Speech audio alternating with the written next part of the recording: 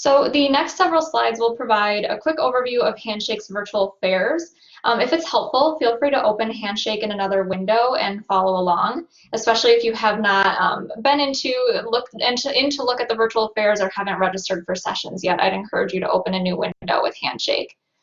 So first, once you enter Handshake, click on Events from the top menu bar.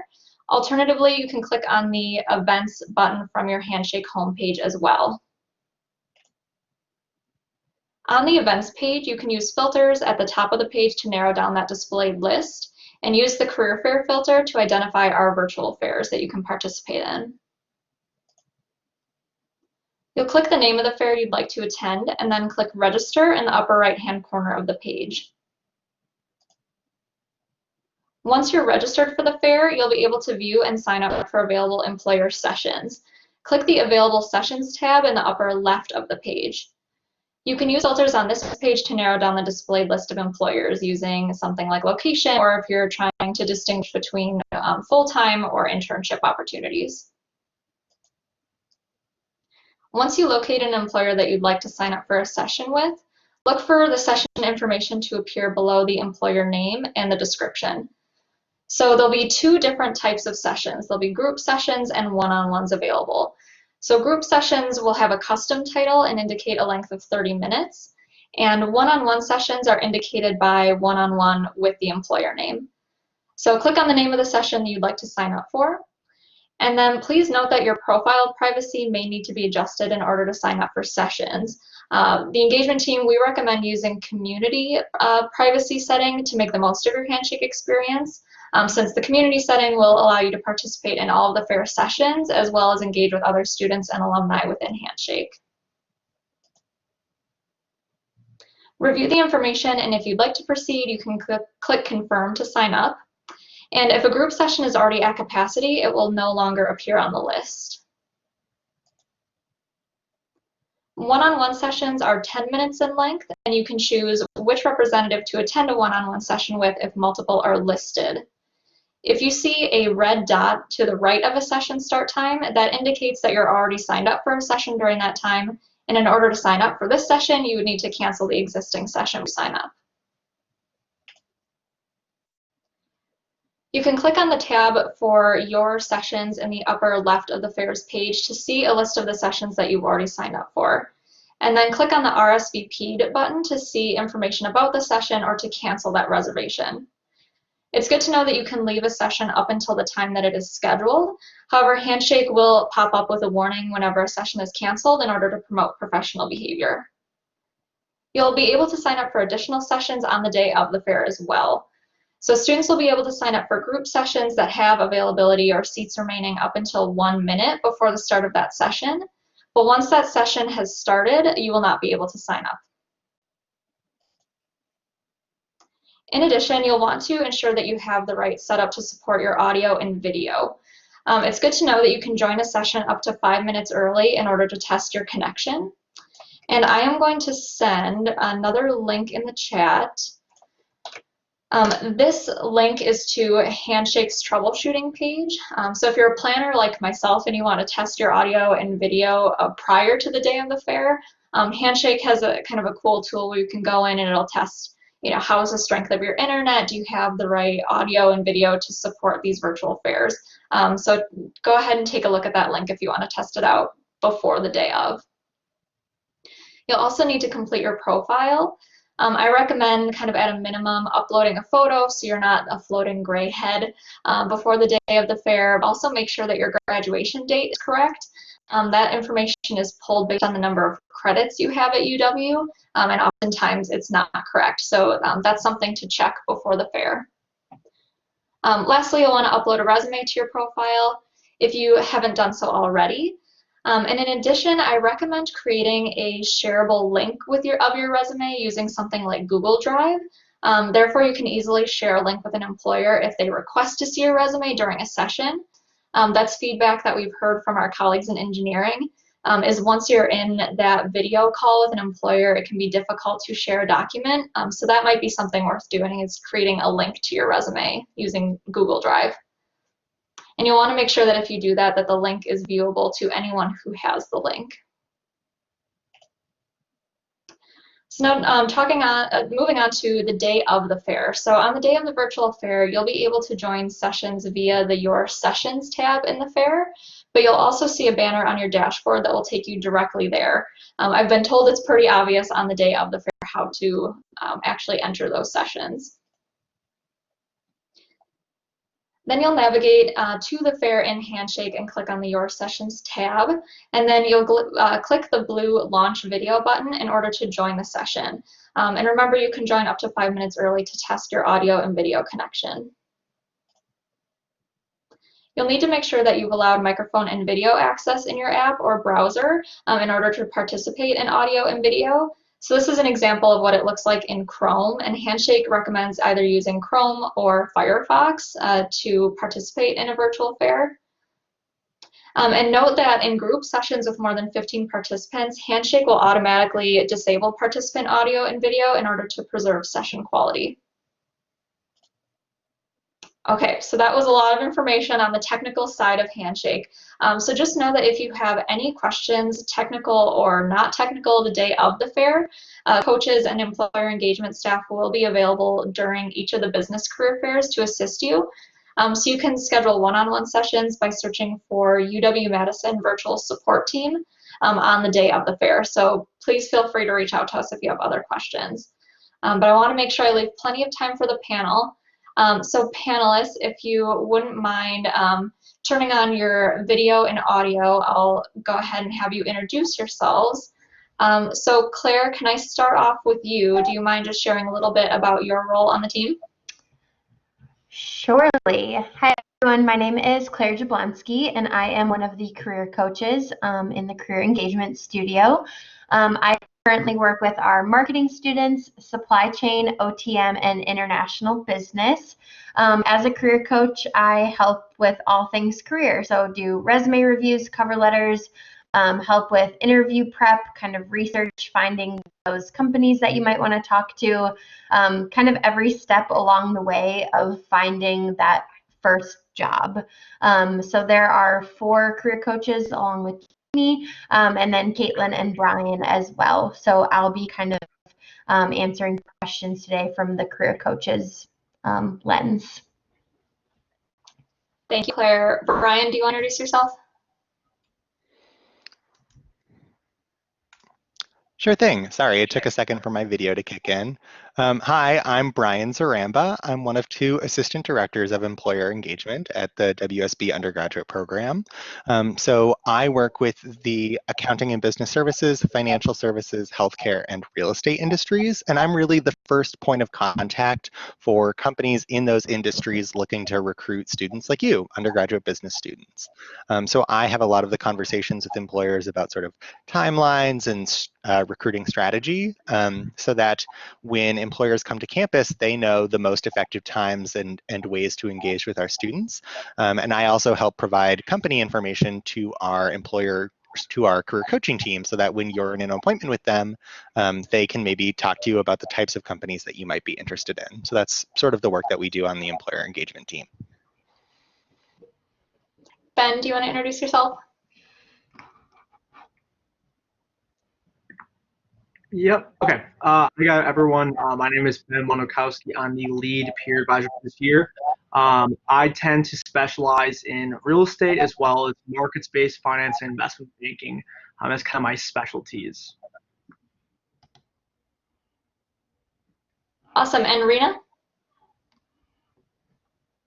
Hey everyone, my name is Reina. I'm a senior at being a career peer advisor this year. My special is a little bit about in the finance side.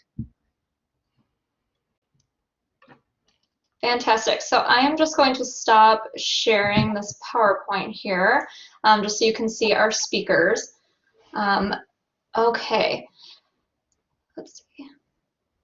So go ahead and if you want to use the raise hand button, if you want to raise your hand and let me know that you have a question, I can prompt you to unmute yourself. Otherwise, if you're more comfortable, you're welcome to send a question in the chat as well. But I'll go ahead and kick us off. Brian, would you mind sharing with the group what is the purpose of a career fair? Sure thing, Jamie. So to be brief, the purpose of a career fair is for both students and employers to really make connections with each other. And it's sort of like speed dating in an employment context. So the point of a career fair is to for you to talk to employers and learn more about their organizations, and for organizations to learn about you.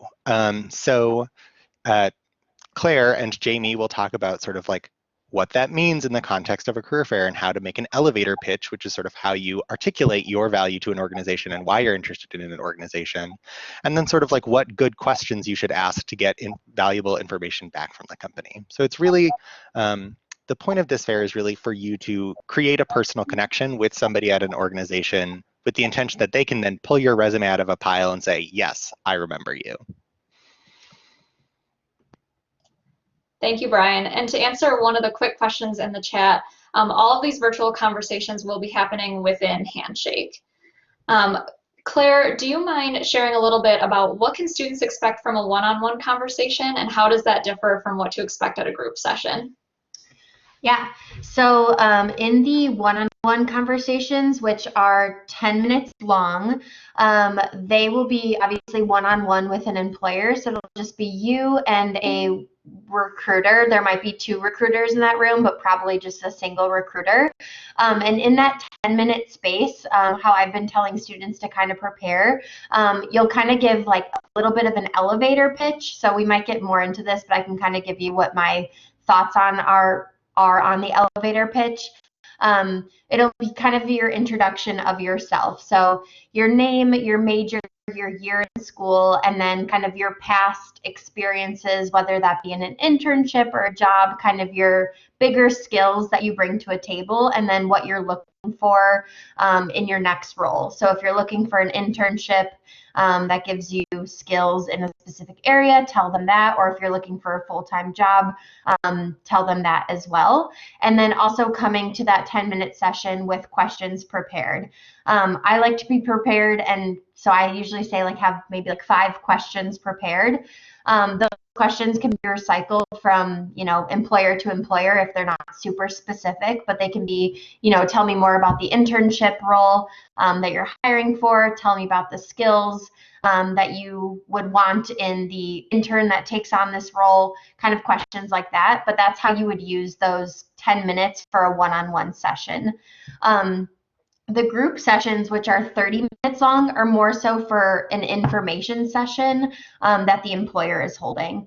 So the way that we're looking at that is basically if you were going to the career fair and you were at the Kohl Center and you just happened to be walking around the Kohl Center and see a table that maybe no one was standing at or no students were standing at, there was no line, and you were just like, oh, that looks interesting, and just happened to walk up and we're just learning more about the company, that would be more of the information group session. So you might not get one-on-one time with the recruiter, but you'll just more learn about what the company is all about, maybe what internships they have available, but you won't get that like one-on-one experience, get to ask those individualized questions. So that's kind of like the big difference. So I would prioritize the one-on-one sessions if you have specific questions for a recruiter and company, but still sign up for the group sessions if you want to learn just more about a company in general. Hopefully that helps. Thank you, Claire. Ben, could you talk a little bit about how many sessions should students schedule with employers? And then to piggyback off of one of the questions in the chat, would you recommend scheduling back-to-back, or what's kind of the magic number? I think, in short, really depends on the person. I think there's no limit depending on how many companies you're interested in. I always think it's wise to try to cast a wide net, hoping that maybe you meet with 10 employers and you get 5 interviews and then maybe 1 or 2 offers. And then, sorry, Jamie, what was the follow-up question you had for me? Yeah, we had a question in the chat about scheduling back-to-back sessions. What's your advice on that? I think they're fine as long as you're oh, sorry, I'm not sure if someone's not muted. As long as you're on top of your time, if you're looking at your clock and you're able to make an exit, I don't really foresee it being much of a problem because, as Brian alluded to in the chat, they also might have back-to-back appointments. So naturally, it should probably work. But if it makes you nervous, then maybe just don't do it. Maybe leave like a 10-minute gap for yourself. Thank you. And Rena, can I ask you to tackle one of the questions from the chat? Denise asks, would you recommend attending both a group session and a one-on-one for the same company, or is there value in doing both? I would say that if there's a company that you're really interested in, I think you can attend both. That in the group session, you can understand what is the culture for this company, and after you know the culture for the company, the key value for the company during your one-on-one session, you can talk about it with the recruiter you talk to, and to say, oh, why I'm really interested in that. I think that would be helpful. But I would say that if you can only choose one, I would definitely recommend one-on-one meeting instead of the group meeting, because one-on-one will really make you stand out. And I think because time is so limited, if you only have few choice, just like attend one-on-one. Awesome. Thank you so much. Brian, how much should students know about an employer before attending the virtual career fair? Well, it sort of depends on what stage of the recruiting process you're in, and sort of what expectations, what sort of session you're going to. So if you're going to a group session, piggybacking on Savannah's question, if you're going to a group session where you won't be expected to give something like an elevator pitch, it's usually more sort of like of a traditional info session of you learning more about the company. So if you're going to a group session, you probably don't have to know a whole lot about the company. You should probably know very basically what they do to understand why you're sort of spending time attending that session. If you're attending a one-on-one session, that usually is more sort of integral to the recruiting process. So I would definitely do some research beforehand, even if it's just talking to or looking at the company website and finding out sort of what exactly it is that they do and how they talk about themselves. One of the key parts of recruiting that we try to emphasize is that you're really every time you're talking to a recruiter about a specific job, you're talking about a specific job at that specific company, because the recruiter wants to know that you want to work for them and not for one of their competitors. So when you're in a conversation with somebody in a career fair, your goal is really to find out what differentiates that firm from other similar firms that do similar things, and then articulate why it is that interests you in that firm, if that makes sense. Thank you, Brian. And I see a couple questions in the chat about elevator pitch. I promise we will get to that. I've got a couple questions here to get to that discussion. But Claire, first, do you mind just talking about what do students need to prepare before this virtual career fair? I would have obviously your resume looked over by one of our lovely career peers or career coaches. So definitely having your resume looked at, make sure that that is ready to go. And then I would just have questions prepared as well. So making sure that you've done your research beforehand on the companies that you want to talk to. The questions, kind of what Brian kind of alluded to before, make sure that they're not questions that you can easily find by like Googling. If it's something that's like obvious on Handshake or obvious on their website, they're probably not going to be too excited to talk about that. So make sure that you have looked at their website, know about the company, so that they're not answering the same questions over and over again. So I would say the questions that you want to prepare and then your resume would be probably the two biggest things that you should prepare before the career fair. Thank you. And to answer one of the questions from the chat as far as what does this look like in terms of instead of handing a resume over to an employer, what will this look like virtually? What I mentioned before, I recommend making a shareable link to your resume in Google Drive. So if you upload your resume to Google Drive, and you should have access to that through your MyUW login, and then creating a shareable link. Employers should have previewed your resume ahead of time and then you have access to that through your Handshake account. But it's good to have that shareable link just in case they do ask for it in the moment. That was a great question. Ben, I'd like to pop over to you. Do students need a cover letter before the career fair? I would say no. Usually, like how I like to think about cover letters is they're telling your story in general, which is kind of verbatim what an elevator pitch would do. So they're kind of substitute out. That's my personal opinion now on that.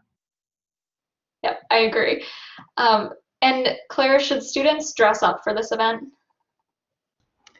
Yes, it might feel a little weird sitting in like your childhood bedroom if that's where you're at, wearing some business casual, but yes, definitely dress up for the event as if you were going into the Kohl Center. I would honestly recommend dressing from head to toe. So don't do the awkward thing of wearing a nice jacket and shirt and then wearing like boxers or basketball shorts or something. For the off chance that you might have to stand up on your camera and walk away or something, I don't know. I don't think that'll happen, but I don't want it to happen. So just take it and dress in business casual from head to toe. Definitely do that. That's great advice. And Brian, any additional tips for success in this virtual environment? Yeah, so I think just being really cognizant of how you interact with the fact that you're talking into a camera is really important. So I know one thing that I do, and I'm trying to model this as I do this right now, is that I tend to look at other people's faces while I'm talking to the camera, but you should try to talk to the actual camera as much as you can. You should also sort of be aware of what's in the background. So especially like you don't really want evidence of your social or romantic life in the background. People don't really want to think about that during a career fair. So try to make sure that your background is as neutral and sort of professional as possible, recognizing the fact that you're in your home and there's some things that you can't control about your space. The other thing that I would recommend as a person who does this a lot is I like to gesticulate with my hands. So you kind of have to be aware of what exactly is on camera, because if I'm gesticulating over here, you can't tell and it just looks weird. So try to be aware of not only what is, so basically just try to be aware of what is visible in your camera at all times. And also the fact that like you are kind of visible at all times. So make sure that your reactions to them are natural, even though you're not necessarily sitting face to face. Thank you. And Rena, I'm going to pop over to you for a second. Tips for freshmen. Should freshmen attend the career fair, or what are your suggestions to our underclassmen?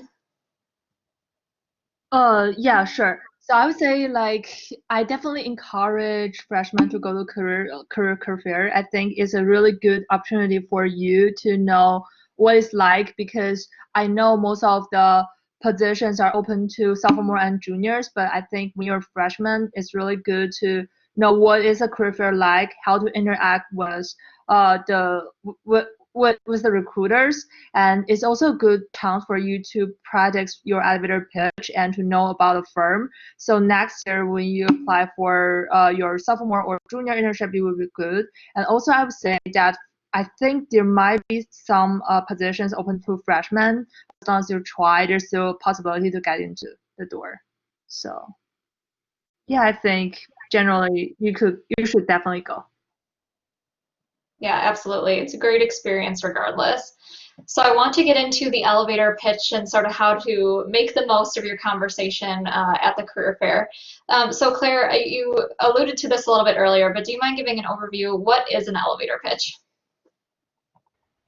Yeah, so an elevator pitch is basically a way to introduce yourself and kind of covering your bases of who you are as a person in a quick and snappy manner. So basically, if you were in an elevator, riding up the elevator with someone, how you would explain who you are in that quick, like 30-second ride. Some people say, oops, sorry, I just got a weird notification. Sorry if I cut out. But some people use it as like, some people view it a little bit more of a formal way, and there's a couple of like formulas. So if you Google or go to like YouTube and look up elevator pitch, you can see a couple of examples. That's actually a really good way to practice, and there's a couple of like formulas. So it's like name, major, year in school, talk about your past internship, talk about your past experience, then tell them about your future. And it's pretty much like A plus B plus C plus D. So if that's the way that your brain works, that's a great way to talk about it. Some people do a little bit more informal, which is also a great way to do it. And so I am a little bit more informal in the way that I talk about my elevator pitches. And so I'm a little bit more like, hi, I'm Claire. Hi, I'm Ben. Nice to meet you. How's your day going? Good. How's your day going? Good. That's great. I just want to tell you a little bit about myself. You know, my name's Claire. I'm a senior. I'm studying marketing and supply chain management. Last summer, this is where I worked. This was my internship. One of the skills that I gained was this, and tell them a little bit about my internship and the skills that I gained. And then, you know, as a senior, I really want to gain full-time employment. So I'm looking at your company and this specific role. And these are some of the skills that I can bring. So I'm still getting across everything that I said, but just in a little bit more of an informal, playful conversation way. But again, some people are a little bit more, need a little bit more structure in it. But I would recommend looking up, like on YouTube, some examples and practicing that, because you're going to need that conversation starter in every conversation that you have with an employer. So I would recommend practicing it. It might feel a little unnatural at first, but it gets easier. Thank you. And to piggyback off of that, Kelly asked a really great question in the chat, and Ben, I saw you had a good response, so I'm going to ask you to tackle this one as well. For a freshman and sophomore, or someone who doesn't feel like they have a lot of experience, how might that elevator pitch look different, or what can they share in their elevator pitch to make themselves a qualified candidate? Yeah, of course. I think you have to think of it like this, you know, you have to start somewhere, right? Like you don't just magically have an internship to always talk about. So people always had to get their first ones. So what I think a lot of students forget is that you get real transferable skills from basic jobs, from working at a restaurant, working at a golf course, etc. So talk about the skills that you got from that, right? Talk about maybe the clubs you're involved in on campus and how that curved your interest towards a certain field. Those kind of conversations, that way you kind of pitch yourself. That'll help you kind of convince an employer to maybe give you a shot as a freshman or sophomore. Awesome, thank you. Can I Brian, sorry. Yeah, absolutely. Okay, No, sorry. One thing I also want to add too about elevator pitches is you can add like what made you interested in the industry that you're trying to get into as well. I think that's a great place to add that piece as well. Sorry, Ben, that also just made me click, and sorry, Jamie, for interrupting. But if you also like don't have experience in marketing, let's say, but you're trying to get into marketing, mention like why you're interested in marketing, what specifically got you interested in it. Or if you only have experience in marketing and now you're trying to get into supply chain, like what made you switch, or like what was that setting, that spark for you? They want to hear that. That could be like a really good trigger, and that also could make you stand out. So I know there was a question in the chat earlier too of like what's going to make you different and stand out in that elevator pitch. That's going to be what makes you stand out, is telling them like why you want to do it. So I think that's a really great reason as well. Sorry for interrupting. That just made me think of it. Thank you, Ben. No, that's a great point. Thank you. And Brian, I was just going to ask, is it necessary for students to craft a different elevator pitch for each employer that they meet with at the fair? I would say that it's not 100% necessary, but it is advantageous to make it a little bit tailored to the company that you're talking to, just to reflect what you know about that company. So just to give a little bit of an example, you know, if I'm interested in working in investment banking and I have a one-on-one session with Baird and a one-on-one session with Goldman, if I'm giving my sort of initial intro pitch to Baird, I might mention that I've heard that Baird is a company that really, you know, it's based in the Midwest and it really feels like it's really sort of centers itself on Midwest sort of caring about your community and caring about, you know, the company as a family, and that really appeals to you. You know, if you're working, if you go to your session with Goldman, like if you say, I really want to work for a company that treats its employees like family, like Goldman's not going to be super impressed by that. Like you kind of want to speak to the company culture, and that would come from talking to alumni who work in those companies beforehand, just to sort of like get an idea of what the culture is compared to other peer companies in the industry. But recognizing that like this might be one of the earliest sort of touch points that you have with a company, if you are in that sort of early phase and don't really know what might differentiate the company culture, try and just sort of suss out something that you saw on the company's website or something that you saw about the company in the news that would indicate that you have like thought about this beforehand. So you don't necessarily have to change every aspect of your elevator pitch, but just having something in there for each company to reflect that you did a little bit of research beforehand is really important. That's really helpful. Thank you. And Rena and Ben, I'm just going to bounce back to you one more time. And Rena, we'll start with you. Additional tips for how students can make themselves stand out in this virtual career fair environment? Yeah, I would say that first you need to practice and before you really do the elevator pitch and try to be very, very confident. And just like Brian said, like them to look at your eyes. And I think they really want to find a person who is very confident about themselves. And also, just like what we just said, do company research and show you have a really good understanding of the culture and why you might fit, because I don't really think there are a lot of students that will do a lot of research before they really come to the career fair. So doing research will make you stand out. And another thing I would say is like try to say what transfer skills you have, what kind of internship you have, and make it in 1 minute for your elevator pitch. And to say, oh, I have analytical skill, I have communication skills, and make it as a story instead of like, oh, I'm just a senior, but like make it more like a story um will make you stand out, I would say. Yeah, and I guess to piggyback a little bit off what Rena says, I think the most important thing for career fairs like this is balance being a human being with being professional. There's a common train of thought that if an employer likes you as a person, if they think they can deal with you, they can teach you the skills you need to be successful in your job. So yes, you need to have a great elevator pitch, but I think more importantly is if they're dragging the conversation more casual, run with it. If you connect well, that'll push you further than anything else. So you have to strike balance. But if you get the sense that the employer prefers that it be more upfront and stiff-backed, then play with that. Read the room, so to speak. I think a lot of students make that mistake and not judging that. And I think to piggyback off what Rena said too, do your research. It looks very good or very bad when you don't do it. Yeah, I think I just have confidence as well. Have confidence in yourself. I think I'm sure you guys are all great candidates and have great assets to bring to the table. Thank you both for your advice. That was super valuable. So Claire, I'm going to jump back to you. What questions should students ask employers in the one-on-one sessions? I think can honestly kind of depend, but I'm like, I guess what you really want to know. But I think asking questions about specifically like what does the internship or full-time job or full-time role look like? What kind of qualities are you looking for in someone who takes on this role? What is the culture like at your company? What are things I can be doing during my junior year or senior year or whatever year it might be, sophomore year, freshman year, to make me a good candidate for this summer?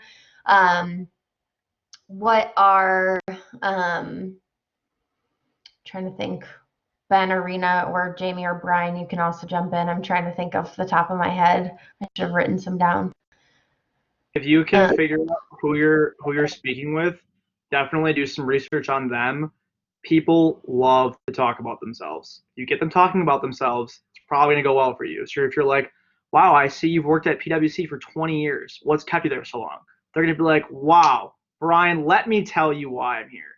I think that's what I always try to do is make it personal. People get burnt out of talking about what they do all the time. Sometimes they just want to have like more personal conversations. So that's kind of my view on it.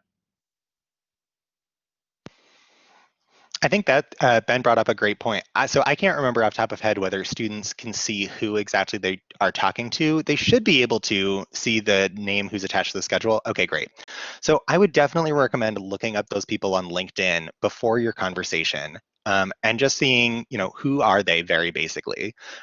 Many, but not all of the people associated with the career fair will be alumni. So some of them might be recruiters, but some of them might be sort of junior people, like recent alumni who now do the jobs that they are now recruiting for. So that's really a distinction you want to know the difference to, because the conversation you might have with a recruiter is really more about, that sort of more formal interviewing, like why are you a good fit for this role? But a conversation you might have with a recent alum could be a lot more informal and bonding over your shared experiences at UW, if that makes sense. That's great advice. Thank you. And I want to pull one of the questions from the chat. And Rena, you addressed this well earlier as far as what maybe freshmen can expect at the fair. So if we're seeing that a lot of the posts are geared towards junior interns, Rena, what advice would you have specifically for sophomores who are seeking an internship this summer? I would say that for sophomores, so don't be afraid of like applying. Don't be afraid of talking to employers. I think although lots of openings are for juniors, but there are still some openings for sophomores. I remember like during my sophomore year, I still talked to a lot of people. I talked to CUNA Mutual, and they still give me interviews. And I think so for sophomores, the first thing is don't be afraid of applying and don't be afraid of asking questions. And also, I guess maybe for sophomores, you don't really have lots of experience than just like juniors, just like Ben said, using transferable skills and making just like follow the tips we just talked to and make you stand out. And I think they do have some sophomores. And if you didn't really got a job, don't be worried about it. I think that is still good practice, but I think they still hire sophomores. Thank you so much. And I want to circle back to one of the questions in the chat, back to what questions to ask employers. John asks, are there general questions that students should ask that aren't company specific? And I'm happy to tackle that one. I think one kind of good way to look at it is if you were to receive two offers at the end of this that on paper are completely identical. So you're doing the same job functions, maybe for the same pay in the same city. Let's say they're totally identical on paper. What do you need to know about these two employers that's going to help you differentiate one from the other? Because that could possibly happen where you have two offers and you're not sure which is going to be the best fit. So think about knowing yourself as a person, like what kind of environment do you need to work in? Do you prefer to work as an individual or in a team? Do you like this virtual environment, or do you really need to be in the physical space in order to thrive? Do you want to be able to collaborate with people in lots of different units or work as an independent person on projects? So thinking about if you have two, identical offers, what's going to help you differentiate? I think that can kind of help you brainstorm questions that you might ask every employer day of the fair. That's a great question. So Brian, I want to circle back to you. What happens after the fair? That's a great question. So after the fair, it sort of depends on the type of conversation that you are having with an employer. So if you are perhaps looking for a junior year internship, the next step from the career fair might be sort of a formal interview with the company. So that could be the next step. Or alternatively, if you were, not an underclassman, or if you were an underclassman, or if you weren't necessarily talking about a specific internship, if it was more of a networking conversation, the next steps might just be more networking. So building on that conversation. So regardless of whether or not, the next step is a formal interview, what you really want to do is ask the person that you're talking to for their contact information during the conversation that you're having in that one-on-one session. And then following up after your conversation, either the next day or the day after, I would say not more than 48 hours afterwards. Just with a quick note saying like, hey, I really appreciated our conversation during the virtual career fair. If there's any way to sort of name drop something that they mentioned that you remember, that's great. Just mentioning sort of like that you appreciated their conversation and that you look forward to sort of working together, or that you look forward to staying in touch. It's really important to sort of like maintain those lines of communication. Jamie, do you have something more specific that you were asking about? That was perfect. Thank you. That covered it. And Ben, I would just ask for clarification, is it necessary to follow up with every employer that a student meets with at the fair?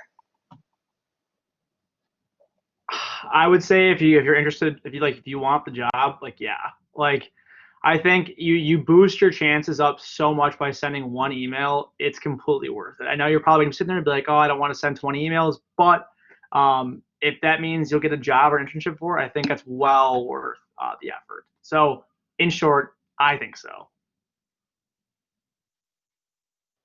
Fantastic. Thank you so much.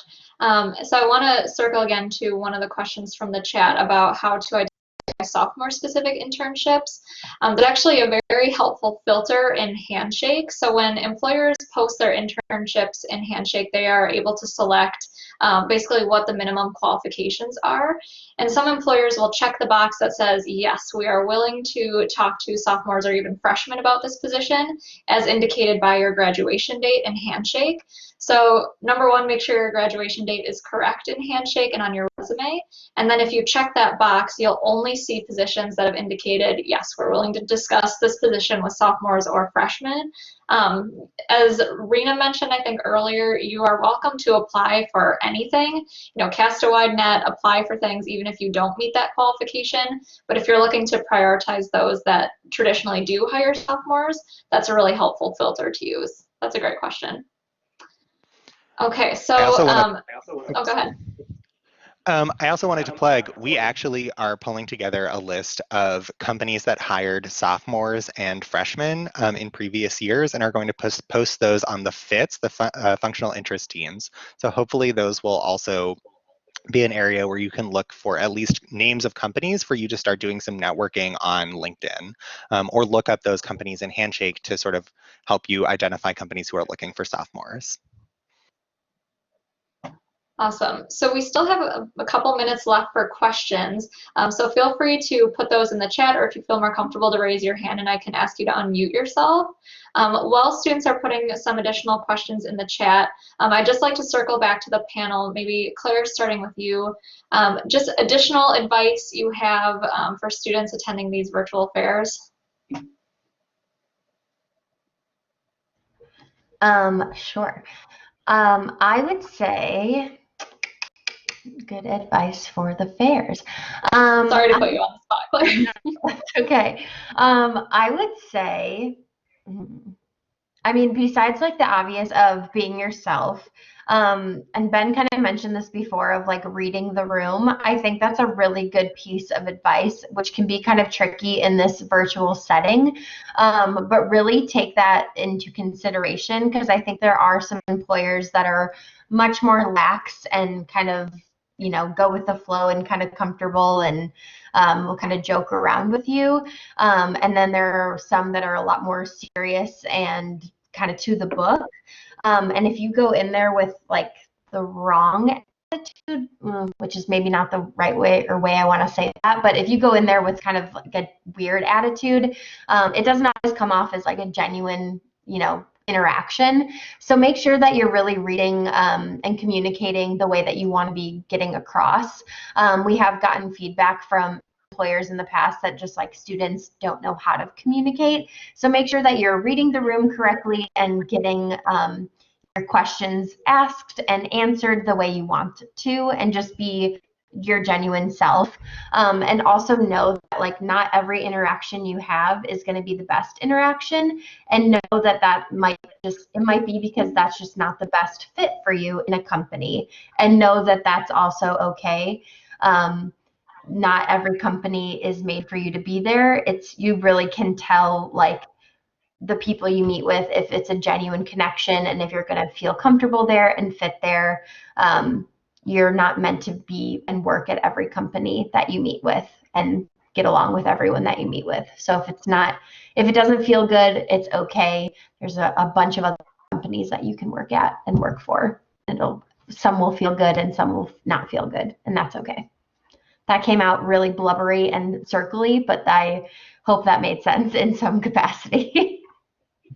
It did. That was really good advice. Thank you for letting me put you on the spot, Claire. And I'm just going to jump back to a question from the chat. And yeah, Ben, I think I'll have you address this to the group as well. What's the best strategy for freshmen? Should it be I am seeking an internship, or should we focus on just making connections at this point?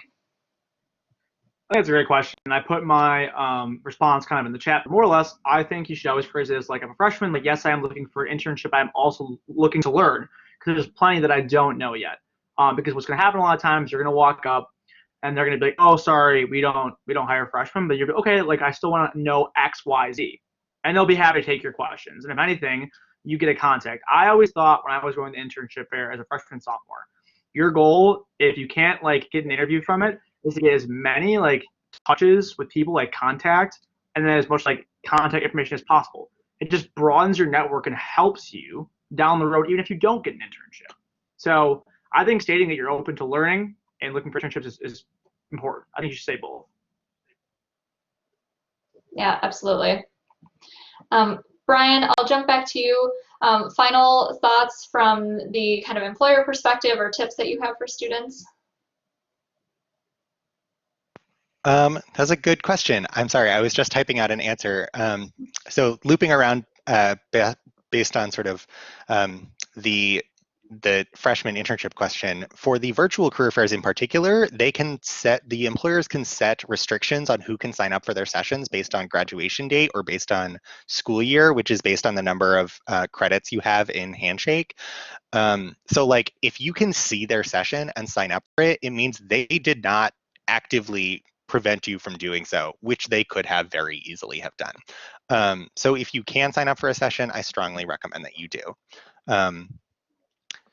As for like general virtual career fair advice, I would echo Claire's message about every aspect of the recruiting process, from networking to interactions at a career fair to your actual formal interviews, is really a two-way street. And it's really important for you to remember that as a company is learning about you, you are also learning about the company and whether or not it's a place you want to work, because that's a really big decision. Where you spend, whether it's 3 months out of your summer or potentially years after you graduate, that's a lot of time that you invest in a company and a group of people who will surround you there. And if a company has a culture that you don't jive well with, you will not be happy. So it's really important to ask good questions, to really, think about how you felt as part of your interaction with that firm. If they were kind of disrespectful to you and didn't treat you as important, or their conversation with you as important, then I think that that's valid feedback for you to say, all right, maybe I don't want to work for them. Maybe this isn't the company for me. So I think it's important to always take that perspective to it, that this is sort of a two-way conversation. And, as much as you want something from them in the form of a job or an internship, you also really want to know from them that if you accept a job or an internship, that you will be supported as a professional. Absolutely. I think that's a really important reminder to students, and a good point to end on as well. So I want to take a moment and thank our wonderful panelists for offering your time and sharing your wisdom and best practices with our group today. Students, if you will take one more moment, I am sending yet another link in chat to the post-event survey, just to make sure you found value in this event, and share any feedback that you have with us. So thank you again. Please click the link and take the survey. And I also will be sending one final link in the chat. This link is to our Wisconsin Career Engagement Team website. Many resources are available on that website. So if you have sort of basic questions from how do I format a resume, how do I write a cover letter, if you want to review some of the things that Claire talked about, sort of the formula for crafting an elevator pitch, all of that is available on our website. And within the week, I would assume, the video of this particular session will also be available if you want to review anything. In the meantime, thank you again.